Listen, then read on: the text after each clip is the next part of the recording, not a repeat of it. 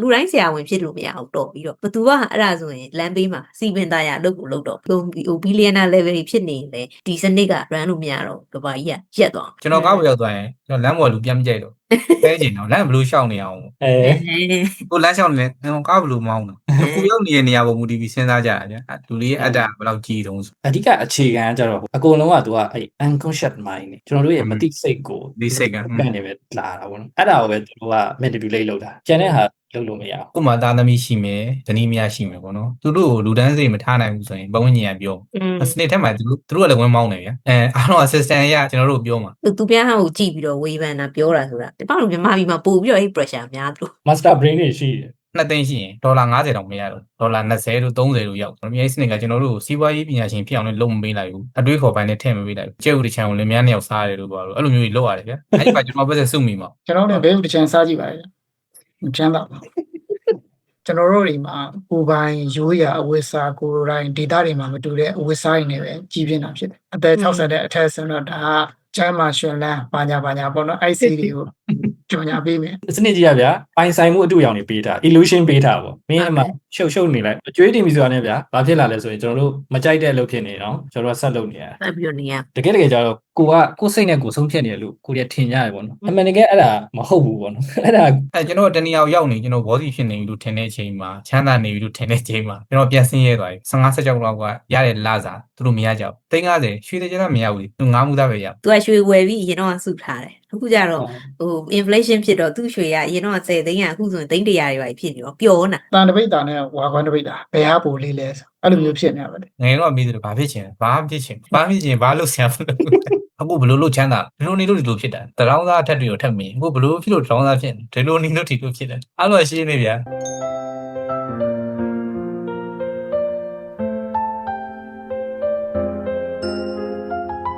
ပညာရေးစနစ်ကထွင်ပေးလိုက်တယ်ဆိုခဲ့တဲ့အတိုင်းကျွန်တော်တို့မစင်းစားနိုင်အောင်ထွင်ပေးလိုက်တာဒါတာမန်မှာပဲဆိုပြီးတော့ဆက်သွာ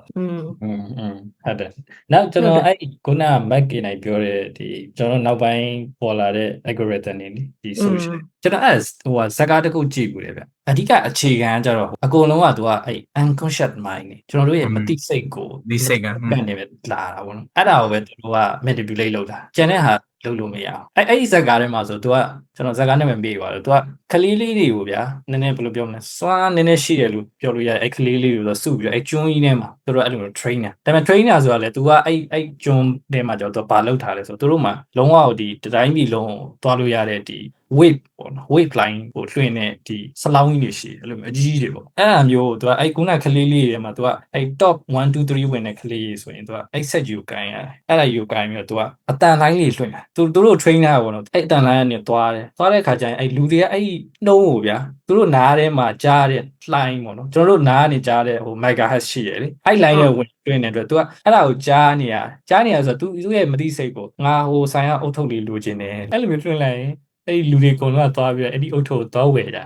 အဲ့လိုမျိုးပေါ့နော်မသိစိတ်ကနေပြီးတော့ဟို manipulate လုပ်တာပေါ့ပြီးနောက်တစ်ခုရှိတယ်ဇက်ကားတစ်ခုတည်းမှလားဇက်ကားမဟုတ်ကျွန်တော်ဖတ်ကားတဲ့ဟာတစ်ခုဗျသူကကြတော့ဂျာမန်တွေးခေါ်ပညာရှင်psychology သမားပေါ့ပြောတာကြတော့အဲ့မသိစိတ်ကလုပ်တဲ့ဟာတွေကိုသိစိတ်ကနေပြီးရင်တောင်းပန်ရတယ်တဲ့ထားပါတော့နော်ဟိုကျွန်တော်နေမှာပဲဖြစ်ပြေးနေတဲ့အခါကျရင်မောင်ယူဖို့တော့ပေါ့နော်ညနေခင်းချိန်ပြေးနေတဲ့အခါကျရင်စိတ်ထဲမှာအကောင့်တစ်ခုခုဆိုပြီးထင်လိုက်တဲ့အချိန်မကြည့်တော့ဘူးသူကပြေးလိုက်ပြီးတော့မှဘေးကင်းတဲ့နေရာရောက်ပြီဆိုတော့မှစိတ်ထဲမှာခုနဘာမှမဟုတ်နဲ့တူပါတယ်ဒီကမသိစိတ်ကပြန်ဝင်လာအဲ့ချိန်ကျဒါပေမဲ့ခုနမသိစိတ်ကကိုယ်ကယ်တင်လိုက်ပြီဗျာမသိစိတ်ကအရင်ဖြစ်တယ်ပေါ့နော်ဆိုတော့အားကြောင့်မို့လဲအဲ့မသိစိတ်ကိုဟို train တဲ့လူတွေဆိုရင်ပို့ပြီးတော့အောင်မြင်ကြရလေပြမလားဟုတ်တယ်ခုနမက်ကီပြောတာနဲ့ရောကိုဒီပြပြောတာနဲ့ရောကိုလက်ရှိမှာကျွန်တော်တို့တွေကြုံတွေ့တွေကနေစဉ်းစားကြည့်မယ်ဆိုလို့ရှိရင်ကျွန်တော်တို့ကိုလက်ရှိမှာကြော်ညာတွေဆိုလို့ရှိရင်ဒါလေးသုံးလိုက်မှကျွန်တော်တို့ကလှသွားတယ်ဒီပစ္စည်းလေးကိုသုံးလိုက်မှသပင်ကျွန်တော်တို့မှာကိုယ်ပိုင်ရှိတဲ့အမဲကကျွန်တော်တို့ကရွှေအောင်ဖြစ်ချင်တယ်ပြီးလို့ရှိရင်ကျွန်တော်တို့မှာမရှိတာအသားရောင်ကကျွန်တော်တို့ကမဲနေတယ်ဆိုလို့ရှိရင်အဖြူလို့ကြည့်တယ်။ဘာလို့ဆိုတော့ကိုယ့်ရှိရနဲ့မတင်းနိုင်အောင်လေ။ကျွန်တော်တို့ဟိုအရင်ကဆိုလို့ရှိရင်ကျွန်တော်တို့တွေမှာကိုယ်ပိုင်ရိုးရာအဝိစာကိုယ်တိုင်းဒေတာတွေမှာမတူတဲ့အဝိစာတွေနဲ့ပဲကြီးပြင်းတာဖြစ်တယ်။အဲ့တော့အခုလက်ရှိခေတ်အခြေအနေရအကုန်လုံးကအနောက်တိုင်းဝစ်စုံနဲ့ပြီးလို့ရှိရင်လည်းဂျင်းဘောင်းမီဆိုလည်းဂျင်းဘောင်းမီပေါ့နော်ဒါတော့မြင်တာအောင်ပေါ့နော်အဲ့ဒါကိုဝစ်လိုက်မှာပဲကျွန်တော်တို့ကလူရဝင်တယ်ကျွန်တော်တို့အခုလက်ရှိမှာပစိုးနဲ့ဘန်ကောက်မြို့တွေကိုတွားကြည့်တော့သားပါလဲ ခင်မမိရဒီလိုမှပါဟိုတခြားပေါ့နော်တခြားရိုးရဝတ်စုံတွေပဲတွားကြည့်လိုက်ပေါ့နော်အမြင်တွေကပေါ့ဘာလို့ဆိုတော့ခုနအကုန်လုံးဂျုံကြည့်လိုက်မယ်ဆိုရှင်ကျွန်တော်တို့ကဒီစနစ်တွေမဝင်အောင်ကကျွန်တော်တို့တွေကနီးမျိုးမျိုးနဲ့ကျွန်တော်တို့ကပုံသွင်းခံနေကြော်ညာဖြစ်စေရုပ်ရှင်ဖြစ်စေခုနဟိုဒေးဗစ်တို့ဟိုမက်ကီတို့အကိုရီတန်ဆိုတဲ့ဟိုကျွန်တော်တို့ခုလက်ရှိစနစ်ကြီးရနေပြီနော်ကြော်ညာဆိုတဲ့အသက်ပိုင်းခြားရဘယ်သူတော့ဘယ်ကြော်ညာပဲပြရမယ်ပေါ့နော်အသက်60တဲ့အထက်ဆိုတော့ဒါကကျမ်းမာရှင်လန်းဘာညာပေါ့နော်အဲ့စီတွေကိုကြော်ညာပေးမယ်အသက် session နဲ့အောက်ဆိုလို့ရှင်တော့ခုနအလားကုန်ပစ္စည်းပေါ့နော်အလားကုန်ပစ္စည်းဖုံးဘာညာပေါ့နော်အဲ့ဒါမျိုးပြရမယ်အဲ့ရအကိုရီတန်လည်းကျွန်တော်တို့ကအဓိကကြောက်စရာကြီးဟုတ်တယ်အဲ့တော့အာယုံတွေကအဲ့လိုမျိုးတွေမျိုးကနေ stimulate လုပ်ခံအဲ့တော့ကျွန်တော်တို့အလုတ်ရှုပ်အဲ့ဒါတွေနောက်ကိုလိုက်ပြီးတော့ဒီတန်တရားယုံထွက်ဖို့လည်းမစင်စားတော့အရင်တော့ငယ်ငယ်ကအဲ့ဆရာတယောက်ပြောခဲ့ဘူးလားရှိတယ်ခုတော့မရှိတော့အဲ့ဆရာကြီးလူတွေကအကုန်လုံးနဲ့အဲ့ဒါတွေကိုတိသွားပြီးတော့စဉ်းစားတွေးခေါ်ပြီးတော့ယုံထွက်ဖို့ဆိုတာလည်းမဖြစ်နိုင်ဘူးလို့မဖြစ်အောင်လည်းလုပ်ထားတာဘာလို့လဲဆိုတော့အကုန်လုံးကလည်းပြောတာတူနေလို့မရအောင်တယောက်တစ်မျိုးစီဖြစ်နေမှာဘာလို့လဲဆိုတော့လူပေါင်းစုံကနေရာပေါင်းစုံမှာသုံးချဖို့တူတာဖြစ်တဲ့အတွက်ပေါ့နော်အဲ့တုန်းကတော့အကုန်လုံးစားလုံးကြဟိုဆရာဝန်တွေအဲ့ခေတ်ကတော့ဆရာဝန်တွေဖြစ်အောင်လုပ်ရမယ်ဆိုသူကပြောတယ်လူတိုင်းဆရာဝန်ဖြစ်လို့မရအောင်တော့ပြီးတော့ဘသူကအဲ့ဒါဆိုရင်လမ်းဘေးမှာစီပင်သားရအလုပ်ကိုလုပ်တော့အဲ့လိုမျိုးတွေပေါ့အဲ့တော့ဒီလိုမျိုးနေရာစုံမှာလူပေါင်းစုံဒီအောက်ခြေလူသမားလည်းလိုတယ်အင်ဂျင်နီယာလိုတယ်ဆရာဝန်လိုတယ်အကုန်လုံးကပတ်စံရှာတာတွေတည်သွားပြီအကုန်တင်းနေရောက်ရဲ့အကုန်ဟိုဘီလီယံနာ level တွေဖြစ်နေတယ်ဒီစနစ်က run လို့မရတော့ကဘာကြီးကရက်သွားအဲ့တော့ set run နေမှာဖြစ်မှာဆိုခုနကလိုနီးမျိုးစုံနဲ့လိုဖြစ်နေအောင်လူတွေကိုအဲ့လိုမျိုးပုံသွင်းထားတယ်လို့ထင်စနစ်တွေအကြောင်းပြောရင်နောက်တစ်ခုရှိသေးတယ်မကေကျွန်တော်တို့ရုံးမထွက်နိုင်အောင်လုပ်ထားတဲ့ဟာအကျွေးစနစ်debt system ဟုတ်လားဘာလို့လဲဆိုတော့စဉ်းစားကြည့်ဗျာကျွန်တော်တို့အခုခေတ်မှာဗျာကျွန်တော်တို့ဘဝကိုစပြီးအလုပ်လုပ်တာ ਨੇ credit card တွေအဆောင်နေပြီကားလိုချင်လားအော်တိုလုံးချေတယ်အိမ်လိုချင်လားအိမ်ချင်းငွေရှိတယ်ဟုတ်တယ်နော်စနစ်ကြီးရဗျာအခုဝယ်နောက်မှပေးဆိုပြီးကျွန်တော်တို့ကိုပိုင်ဆိုင်မှုအတူရောင်နေပေးတာ illusion ပေးတာပေါ့မင်းအမှရှုပ်နေလိုက်ကျွန်တော်စကားပုံမှာရှိတယ်မလားအကျွေးရဆင်တောင်ဝယ်မယ်ဆိုပြီးတော့ဟိုတကယ်တမ်းကျကျွန်တော်တို့အဲ့ဒီပစ္စည်းတွေကိုပိုင်တာမဟုတ်ဘူးလေဟိုကျွန်တော်တို့ကဘန်ကိုပိုင်ရှင်လုပ်ပေးထားပြီးတော့ကျွန်တော်တို့ကသူ့ကိုလာတိုင်းအကျွေးဆက်ဖို့အလုပ်သမားအနေနဲ့ပြန်လုပ်နေရတယ်လို့ဖြစ်နေအကျွေးတင်ပြီးဆိုတာနဲ့ဗျာဘာဖြစ်လာလဲဆိုရင်ကျွန်တော်တို့မကြိုက်တဲ့အလုပ်ဖြစ်နေတော့ကျွန်တော်တို့ကဆက်လုပ်နေရတယ်ဆက်ပြီးတော့နေရဟုတ်တယ်ဟိုမှာနေမကောင်းဖြစ်လို့အနားယူခြင်းတော့မှကို boss ကညွှန်ညင်ပါဆိုလို့အနားရတော့ဘာလို့လဲဆိုတော့ကျွန်တော်တို့ဒီခုနကပြောတဲ့ဒီပန်ကိုပေးရမယ့်အကျွေးတွေအဲ့ဒါတွေကကျွန်တော်တို့စောင့်နေအောင်ချိန်ပေးနိုင်ရလည်းပြောမယ်ဆိုရင်ကျွန်တော်တို့ဒီသူလည်းတန်ချေချင်းလိုပဲကျွန်တော်တို့ခတ်ထားတဲ့ဟာပေါ့နော်ခတ်ထားပြီးခုနကပြောတဲ့ red race တွေကိုကျွန်တော်တို့တင်ပေးလိုက်တာမြင်ပြီးတော့ကျွန်တော်ဆွဲထားမိတာပေါ့နော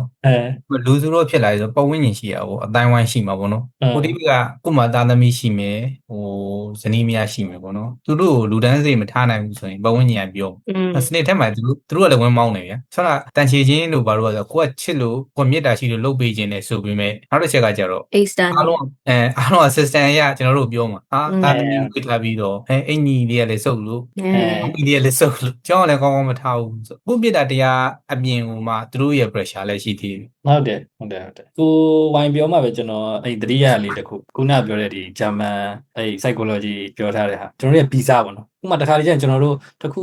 ဝယ်လိုက်တယ်ဥပမာတစ်ခုခုဆုံးဖြတ်လိုက်တယ်ဥပမာကိစ္စတစ်ခုကိုကဆုံးဖြတ်လိုက်တယ်တဏှာသွားလို့ကိုကပစ္စည်းတစ်ခုဝယ်လိုက်တယ်အဲ့လိုမျိုးဟာတွေကိုတကယ်ကြတော့ကိုစိတ်နဲ့ကိုဆုံးဖြတ်နေလို့ကိုရထင်ကြရပေါ့နော်အမှန်တကယ်အဲ့ဒါမဟုတ်ဘူးပေါ့နော်အဲ့ဒါခုနကကိုဝိုင်ပြောသလိုပဲကျွန်တော်တို့ရဲ့ဒီ community ရဲ့ဒီ visa နေပြီးတော့ manipulate လုပ်ပြီးတော့ဗျာ force လုပ်နေတဲ့အဲ့ဆုံးဖြတ်ချက်တွေအများကြီးပါတယ်ပေါ့နော်အဲ့ဒါတွေကတော်တော်များတယ်ပေါ့ကိုယ်တိုင်ဆုံးဖြတ်တယ်ဆိုတာတိတ်မရှိပေါ့နော်ဆိုတော့ဒါလည်းmanipulate လုပ်တဲ့အကြောင်းအရာတစ်ခုလို့ပြောလို့ရတယ်အဲ့လိုဘေးပတ်ဝန်းကျင်ကပြောတဲ့နေရာမှာကျွန်တော်မြန်မာပြည်ကလူတွေပူတောင်ဆိုးသလားမသိဘူးကချာမှာလေသူပြားဟောကိုကြည့်ပြီးတော့ဝေဖန်တာပြောတာဆိုတာတပတ်လုံးမြန်မာပြည်မှာပို့ပြီးတော့အဲ့ pressure များလို့ဟုတ်တယ်အဲကျွန်တော်တင်အဲ့ဒါကြောင့်မို့လဲ manipulate လုပ်ရတာပို့လွယ်တာနဲ့လွယ်တာနော်အဲ့ဒါကိုဘယ်လိုကိုင်ရမလဲဆိုတဲ့လူတွေရှိတယ်သိရမလားကျွန်တော်တို့ဟိုလိုပေါ့ဗျာဟို YouTube creator လုပ်နေတဲ့ဗာလဲ Master P ဆိုရင်ငါတော့ဘယ် video တင်လိုက်ရင် view ဘယ်လောက်ရမလဲဆိုတာငါသိနေပြီဆိုတဲ့ဟာမျိုးအဲ့လိုမျိုးပေါ့သူတို့လည်းလိုပဲဒီအကြောင်းအရာတင်လိုက်ရင်ဒီဘက်ကိုရောက်သွားမယ်လူစုရှိတယ်အဲ့လိုမျိုးဟို master brain တွေရှိတယ်ဆွမ်းနာလေးကကိုဒေးဗစ်ပြောနေတဲ့အကျွေးစနစ်ပေါ့နော် ယူစနစ်ကလည်းဟုတ်တယ်နောက်တစ်ခုကငွေကြေးဖောင်းပွားမှုပေါ့နော်ငွေကြေးဖောင်းပွားမှုဆိုတာဒီကျွန်တော်ဘယ်လိုပြောမလဲလူသားတယောက်ချင်းစီဆိုတာထက်အစုအဖွဲ့တွေအတွက်သွားအဆိုင်ပဲထင်တယ်ပေါ့နော်ဒီစီးပွားရေးစနစ်တစ်ခုလုံးမှာနိုင်ငံနေနဲ့ပဲထားပါဘူးเนาะကျွန်တော်တို့2021မတိုင်ခင်ကဟိုမြန်မာနိုင်ငံရဲ့ငွေကြေးကခုလက်ရှိငွေကြေးထက်เนาะအများကြီးမြင့်မားတယ်အဲ့ဒီအချိန်မှာလူတစ်ယောက်ကလက်ထက်မှာမြန်မာငွေ2သိန်းရှိတယ်ဆိုရင်ဒေါ်လာ100ရတယ်100တောင်ကျော်သေးရောပဲအဲ့ဒီမှာ2လ3လလောက်အကြာပေါ့เนาะဒီဘာနိုင်ငံရေးအကူပြောင်းဖြစ်တယ်ပေါ့เนาะဖြစ်တော့လက်ထက်မှာ2သိန်းကဒေါ်လာ90ပဲရတယ်အဲ့ဒီဆက်သွား4 6လလောက်ကြာတော့လက်ထဲမှာ2သိန်းရှိရင်ဒေါ်လာ90တောင်မရတော့ဒေါ်လာ20လို့30လို့ရောက်တယ်အရန်กว่าဟာဗျာကိုယ့်လက်ထဲမှာရှိတဲ့ပိုင်ဆိုင်မှုကြီးကကိုကphysical access ပေါ့နော်အိမ်မရှိဘူးကားမရှိဘူးမြေမရှိဘူးဆိုလက်ထဲမှာငွေသားပဲကင်ထားကြည့်အဲ့ဒါချက်ချင်းကြီးကိုမှ90%ဆုံးရှုံးသွားဘူး inflation ကဘယ်လောက်ကြောက်စရာကောင်းဆိုတော့ဒီနောက်မှာ run နေတဲ့စနစ်ကကျွန်တော်တို့ကိုငွေကြေးဖောင်းပွားအောင်လုပ်လိုက်ပြီဆိုတာနဲ့ကျွန်တော်လက်ထဲမှာရှိတဲ့အရာတွေအကုန်လုံးကအငွေ့ပြန်ဆိုပျောက်အဓိကတော့ဒီငွေကြေးဖောင်းပွားမှုကအကြောက်စရာအကောင်းဆုံးလို့ကျွန်တော်ထင်တယ်ပေါ့နော်လက်ထဲမှာငွေသားပဲကင်ထားပဲကျွန်တော်ကငယ်နေ့ကပညာရေးဆွမ်းနာစနစ်ပေါ့နော်ပညာရေးစနစ်ကကျွန်တော်တို့စီးပွားရေးပညာရှင်ဖြစ်အောင်လည်းလုပ်မပေးလိုက်ဘူးအတွေးခေါ်ပိုင်းနဲ့ထည့်မပေးလိုက်ဘူးကျွန်တော်တို့ဘာသာဘာမှမလေ့လာထားခဲ့ဘူးဆိုရင်ကျွန်တော်ပတ်သက်ပဲစုနေပထမဆုံးမြန်မာမှာရှိတယ်ဒီငွေစုမြေစုရွှေစုဆိုတာငွေစုရွှေစုမြေစုဆိုတာရှိကျွန်တော်မစမသိဘူးလုပ်မယ်ရရလာစား3သိန်းနဲ့ဖြစ်ရင်ဖြစ်မှာ9000နဲ့ဖြစ်ရင်ဖြစ်မှာတကယ်အပြင်မှာတကယ်ကုန်စည်နှုန်းကလက်ထက်မှာရှိတဲ့3သိန်းကိုအကုန်သုံးရမယ်ဆိုပေမဲ့ကျွန်တော်ကငွေစုရမယ်ဆိုရခံစားချက်ရောက်9000ပဲစားတယ်ဗျာတကယ်အခုရွှေတိုင်းပိုင်ရှင်တွေနာမည်ကြီးရဲ့ရွှေတိုင်းပိုင်ရှင်တွေလိုပဲကျဲဥတစ်ချံကိုလင်းမြန်းနှစ်ယောက်စားတယ်လို့ပါလို့အဲ့လိုမျိုးကြီးလုပ်ရတယ်ဗျာအဲ့ဒီမှာကျွန်တော်ပတ်သက်စုမိမှာဒါပေမဲ့စုထားတဲ့ပတ်သက်လေးကသူတို့စနစ်လေးကောက်ပြီးတော့ကျွမ်းကျင်တဲ့လူတွေကပြောင်းလိုက်တယ်ဆိုရင်ကျွန်တော်လက်ထဲမှာရှိတဲ့ပတ်သက်ကအငွေ့ပြန်သွားကျွန်တော်လည်းဘဲဥတစ်ချံစားကြည့်ပါလေချမ်းသာပါဒါပေမဲ့အခိုက်တန်မှာချမ်းသာရဲဆိုတာကျွန်တော်တို့စားတာချင်း topic အစမှာပြောခဲ့သလိုပဲ။ဒါနဲ့တိုင်းတာတော့ချမ်းသာတိတ်ချမ်းသာတာလားငွေကြီးချမ်းသာတာဟုတ်တယ်ကို့မှာအရင်တော့လူကြီးသူမကြီးပြောသလိုပဲပေါ့နော်။အဲ့ဒီ20ရှိရင်ချမ်းသာနေတစ်ထဲဝတ်တစ်ထဲလျှော်လို့ရတယ်။နောက်နေ့ကျအဲ့တစ်ထဲပြောင်းလို့ရတယ်။ကိုယ့်ရဲ့လုံလောက်မှုကဘယ်လောက်တိုင်းတာရှိတယ်ပေါ့နော်။အဲ့ဒါချမ်းသာတော့ကျွန်တော်မြန်မာစကားမှာရှိရင်ဂုံလုံမှုလို့ခေါ်တာကိုချမ်းသာတာ။ကိုကဘယ်လောက်နဲ့ဂုံလုံလဲဂုံလုံနဲ့တိုင်းတာလဲကိုကချမ်းသာတယ်ဆိုတာချမ်းသာရလို့သတ်မှတ်လို့ရတယ်ဗျ။ကျွန်တော်တို့တကယ်နောက်ွယ်မှာသူတို့စနစ်တွေကနေကျွန်တော် run ခိုင်းထားတယ်ငွေကြီးဖောင်းပွားလာတဲ့အတွက်ကျွန်တော်တို့ပတ်သက်စုလို့မရဘူးစုလို့မရတဲ့အတွက်ကျွန်တော်လက်ထဲမှာစုထားတယ်ဥပမာ10နှစ်လောက်ကျွန်တော်ပတ်သက်စုထားတယ်3000ရရထားလိုက်သူတို့တစ်ချက်ကောက်ကစားတာနဲ့200ပဲကျန်တယ်ပဲ800အငွေ့ပြန်ကျွန်တော်တနည်းအောင်ရောက်နေကျွန်တော်ဘောစီဖြစ်နေပြီလို့ထင်တဲ့အချိန်မှာချမ်းသာနေပြီလို့ထင်တဲ့အချိန်မှာကျွန်တော်ပြန်ဆင်းရဲသွားပြီအစင်းရကျွန်တော်ဆက်မပြေးလို့မရတော့အရင်တော့ငယ်တော့စဉ်းစားတယ်350လက်ထဲမှာရှိရင်တော့ငါတထေးဖြစ်ပြီလို့စဉ်းစားခဲ့ဘူးလားရှိတယ်ခုခေတ်မှာ350လက်ထဲရှိရင်ကျွန်တော်နိုင်ငံခြားခီးရင်တစ်ခုပဲသွားလို့ရဒါတော့ဟိုမှာဘာမှသုံးလို့မရဘူးဗျအဲ့လိုအနေထားပေါ့ကျွန်တော်ကမပြေးပဲနေလို့မရဘူးပြေးမှရဒီ system ထဲမှာဆက်ပြေးနောက်ကနေမမြင်ရတဲ့ကြာပုတ်နဲ့ရိုက်နေသူကြာပုတ်တောင်စိုးမယ်ထင်ပါအဲ့ဒါလေအဲ့ဒါကြီးစရာတခုပြောညီမကြာဖို့ဆိုရင်တော့ကိုနဲ့အလုပ်အတူလုပ်တဲ့ client သူတို့ရုံးမှာသွားပြီးတော့သူ့ support သွားလုပ်ရတာသူကပြောတယ်သူအခုသူ့လာက10သိန်းလားမသိအဲ့တော့သူပြရတယ်ပေါ့လေ10သိန်းဒါပေမဲ့သူသွားတဲ့တခြားအဲ့လိုတခြား telecom တွေပေါ့အဲ့မှာလုပ်တဲ့သူတငယ်ချင်းတွေဆိုသူ့ထက်3ဆလောက်ရတယ်ပေါ့သူကပြောတယ်အမရဲ့တဲ့ကျွန်တော်အဲ့လောက်သာရတယ်ဆိုတော့လေရတယ်ကျွန်တော်ကိုလည်းရုံးလာတိုင်းကြာပုတ်နဲ့ရိုက်မယ်ဆိုကျွန်တော်ခံပါတယ်ဒ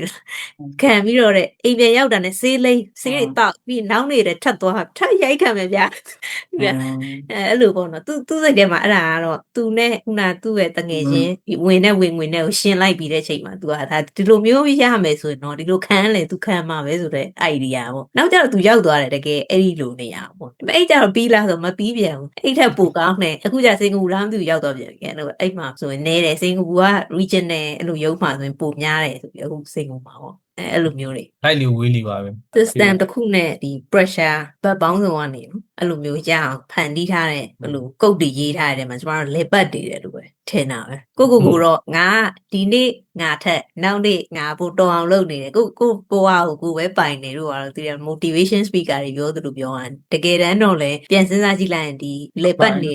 algorithm အောက်မှာကျမတို့ user တွေပဲပေါ့ဟုတ်တယ်ဆွမ်းနာ inflation နဲ့ပတ်သက်ပြီးကျွန်တော်ပြောဖို့တစ်ခုကြံသွားဥပမာဆွမ်းနာမကိနိုင်ပြောပါအောင်ဒီလူကဒီလောက်လာတာရောက်ရင်ဘလောက်ပဲနာကျင်